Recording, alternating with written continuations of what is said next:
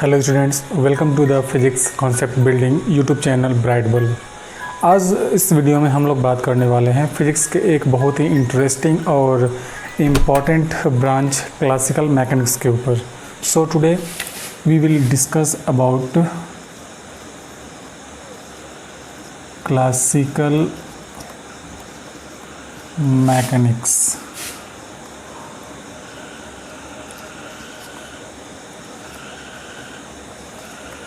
तो बहुत सारे branches, numerous number of branches हैं फिज़िक्स में, ठीक ना। जो जितने भी फिज़िकल फिनोमेनाज ऑब्ज़र्व किए जाते हैं सदियों से और अभी तक, ठीक ना, तो उनके बिहेवियर और लॉज और थियरीज़ के अकॉर्डिंग उन्हें अलग अलग ब्रांचेज में डिवाइड किया गया है। तो अब एक उन्हीं में से उन्हीं सारे फिज़िकल फिनोमेनाज के जो भी कलेक्शंस हैं उसमें से एक ब्रांच आता है क्लासिकल मैकेनिक्स। तो इसके अंडर में क्या क्या हम लोग स्टडी करने वाले हैं, ठीक ना, कौन कौन से टॉपिक्स के ऊपर, ठीक ना, किस चीज़ पे ये बेस्ड होता है, तो ये सारी चीज़ें हम लोग यहाँ पे एक इंट्रोडक्टरी यहाँ पे हम लोग डिस्कशन करने वाले हैं, ठीक है।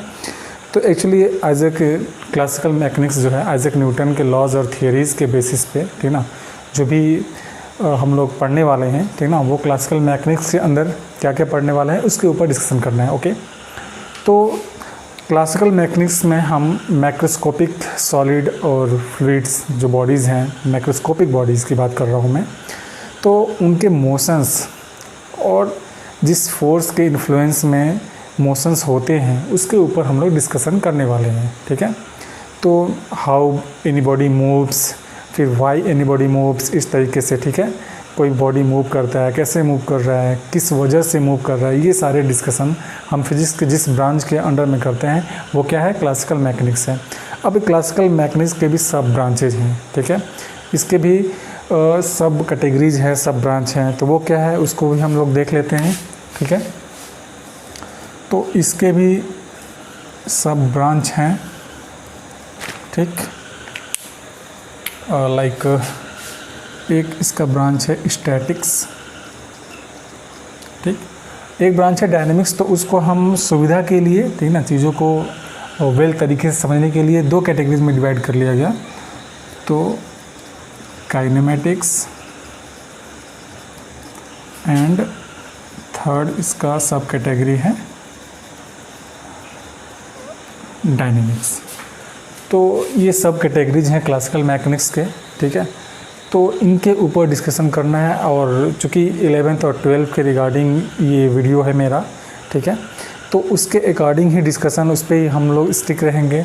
तो स्टैटिक्स के ऊपर जो मेनली डिस्कशन है, मेजर डिस्कशन है, बहुत ज़्यादा डिस्कशन, ये आपको हायर क्लासेस में यानी इंजीनियरिंग वगैरह अगर आप कभी करने का मौका मिला तो वहाँ पे इसके ऊपर बहुत ही डिटेल डिस्कशन वहाँ पे आपको मिलेगा, ठीक है। और फिलहाल 11th के पॉइंट ऑफ व्यू से, ठीक ना, इसके सिलेबस के अकॉर्डिंग डिस्कशन ज़्यादा से ज़्यादा डिस्कशन होगा काइनेमेटिक्स और डायनेमिक्स से रिलेटेड।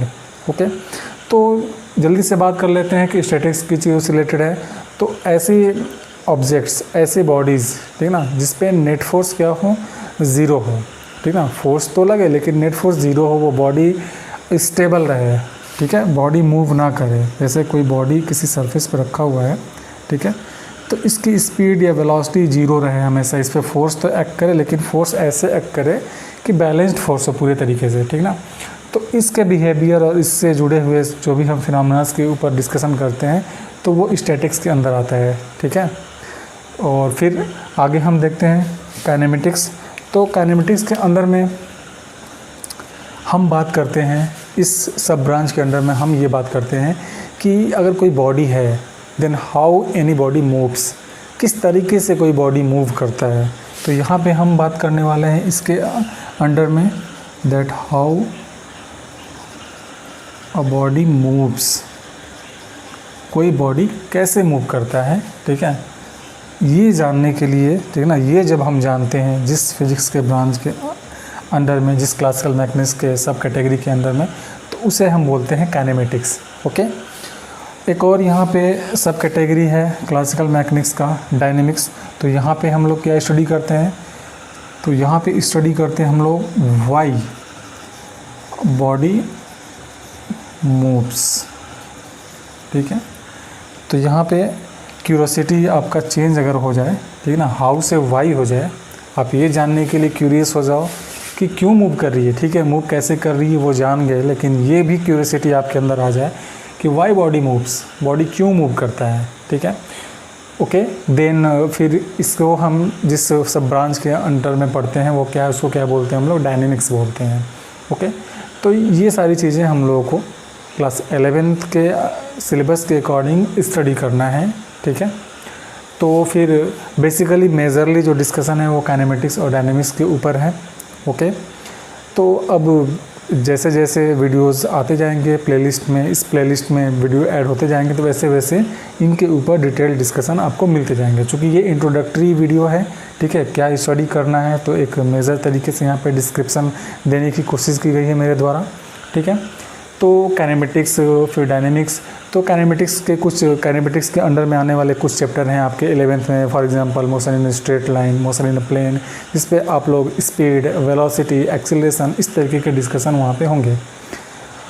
फिर आगे चैप्टर में Newton's laws of motion, momentum, collision, work power and energy, इस तरीके के जब टॉपिक्स आएंगे, चैप्टर्स आएंगे, तो वो फिर वो डायनेमिक्स के अंडर में आ जाते हैं। यानी यहाँ पे हम मोशंस के पीछे जो कॉज है उसके बारे में डिस्कशन करने लगते हैं, तो फिर वो डायनेमिक्स के अंडर में आ जाते हैं।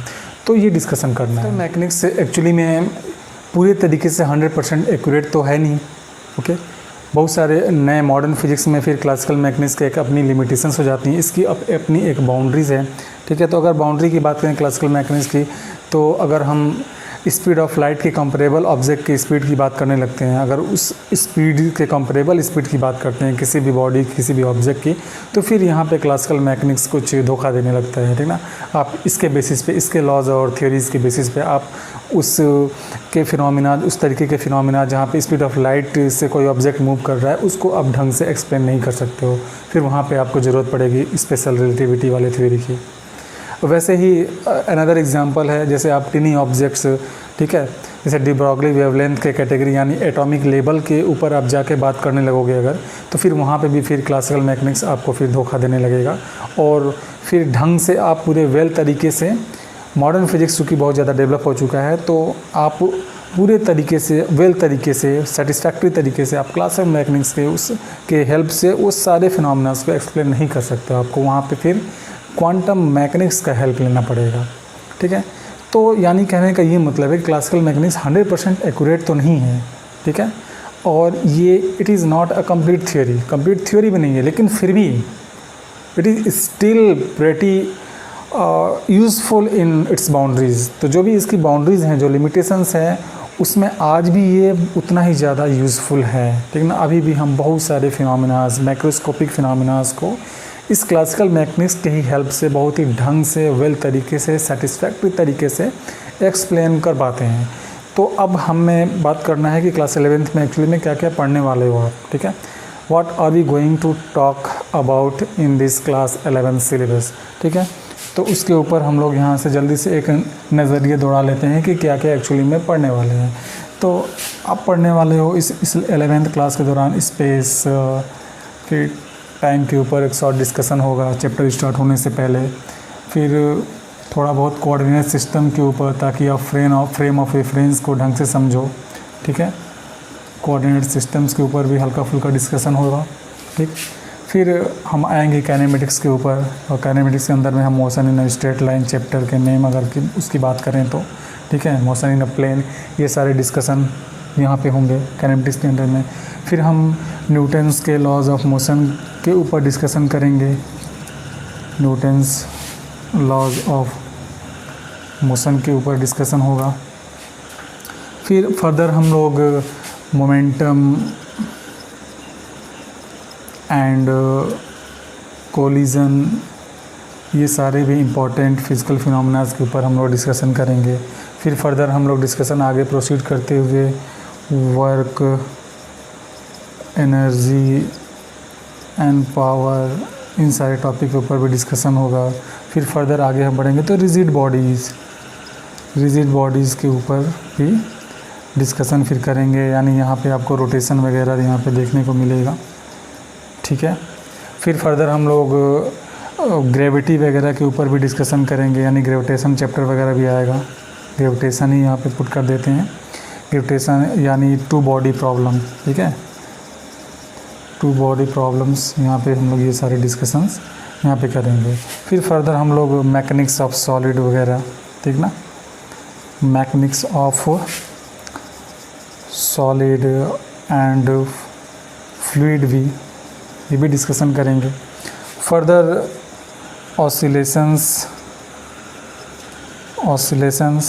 एंड वेव्स, ये सारे भी आपको डिस्कशन देखने को मिलेगा। इसके अलावा, इस मैकेनिक्स के अलावा आपको थर्मोडायनेमिक्स के भी कुछ चैप्टर मिलेंगे 11th में।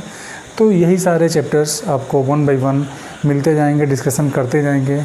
ओके, तो ये सारे चैप्टर्स को आपको वेल तरीके से अगर समझना है, बहुत ही ज़्यादा कॉन्सेप्ट्स बिल्डअप करना है, कॉन्सेप्ट्स को अपने आप को बिल्कुल क्लियर करना है, जो कि फ़िज़िक्स, ठीक ना, रट्टा मारने से और फिर मेमोराइज़ करने से काम नहीं चलने वाला है। ओके, आपको फिज़िकल लॉज, फिज़िकल फिनोमेनाज जो भी हैं, उसके लॉज और थ्योरीज़ को अगर ढंग से समझना है, ठीक ना, रूह की गहराइयों तक पहुंच के समझना है, तो फिर आपको अपने कॉन्सेप्ट्स को बहुत ही ज़्यादा क्लियर रखना पड़ेगा। और कॉन्सेप्ट्स को क्लियर रखने के लिए ही मेरी ये कोशिश है कि यहाँ पे ये यूट्यूब चैनल आप ब्राइट बल्ब आपके नज़रों के सामने है। तो चाहते हो आप कि आपके कॉन्सेप्ट बहुत ही ज़्यादा क्लियर हों, एक सिंपल वे में, ठीक ना, आपके मदर टंग में, तो फिर आप बिल्कुल भी देर ना कीजिए, ब्राइट बल्ब को सब्सक्राइब कीजिए, अपने फ्रेंड्स के साथ शेयर कीजिए, ठीक है। कोई भी क्वेश्चंस अराइज हो तो कमेंट बॉक्स में क्वेश्चन वगैरह पुट कर सकते हैं आप यहाँ पे। तो 1 बाय 1 आपके सामने इस प्लेलिस्ट के अंडर में वीडियोस आते जाएंगे और फिर आपके सारे कॉन्सेप्ट्स और डाउट्स क्लियर होते जाएंगे आपकी कोशिशों से। ओके, तो ये सारे डिस्कशन हम लोग यहाँ पे करने वाले हैं। Thank you.